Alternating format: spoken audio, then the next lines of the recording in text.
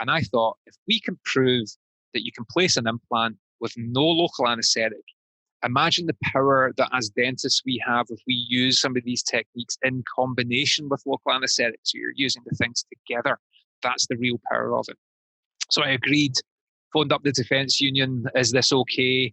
Anything I need to worry about? And they said, no, as long as the patient's comfortable and you've got local anaesthetic on standby if they need it, it's fine.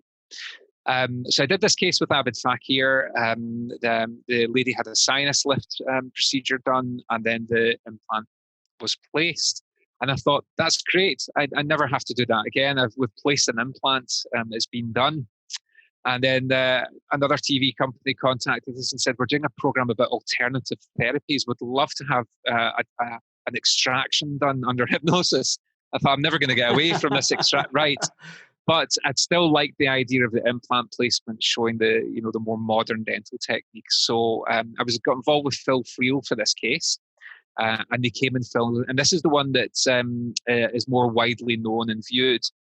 The lady had her 2 central incisors extracted and 2 immediate placement implants placed, just using hypnosis and no local anaesthetic.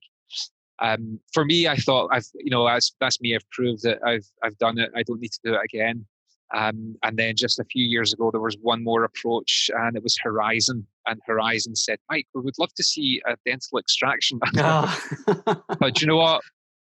For my swan song with this, I'll do it. So this case was a bit more interesting. The guy I'd never met before, so I had no opportunity to test his hypnotizability or prepare him.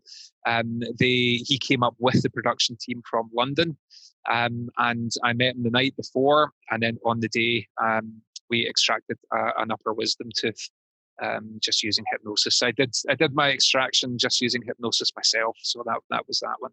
Now you asked about how it felt, obviously, during these procedures.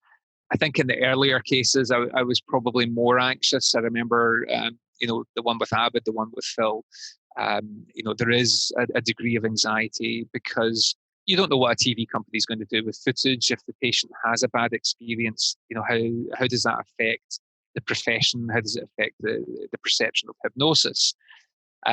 Actually, the day that we filmed with Phil, we had 2 patients that day. So we actually filmed 2 and they both worked beautifully. So they selected the case that they wanted to use. A degree of anxiety, but as I said earlier on, I think as dentists, we're in that position all the time. Our bread and butter is we're doing something intricate and potentially painful with another human being.